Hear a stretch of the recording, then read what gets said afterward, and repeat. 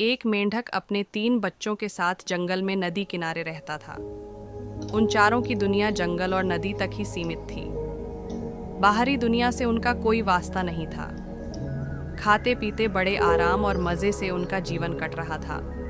मेंढक हष्ट-पुष्ट था। उसके बच्चों के लिए वह दुनिया का सबसे विशालकाय जीव था। वह रोज़ उन्हें अपनी बहादुरी के किस्से सुनाता और उनकी प्रशंसा पाकर फूला नहीं समाता था।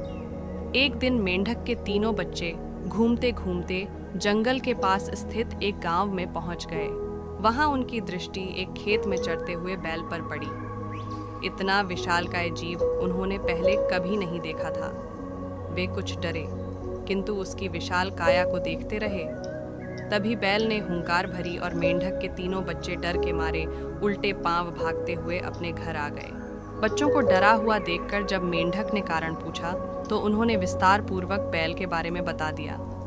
इतना बड़ा जीव हमने आज से पहले कभी नहीं देखा। हमें लगता है दुनिया का सबसे विशालकाय जीव आप नहीं, वह है। अपने बच्चों की बात सुनकर मेंढक को बुरा लगा। उसने पूछा, वह जीव दिखने में कैसा था? उसके 4 बड़े बड़े पैर थे, एक लंबी सी पूंछ थी, 2 नुकीले सींग थे। शरीर तो इतना बड़ा कि आपका शरीर उसके सामने कुछ भी नहीं। यह सुनकर मेंढक के अहंकार को जबरदस्त ठेस पहुंची। उसने जोर के सांस खींची और हवा भरकर अपना शरीर फुला लिया।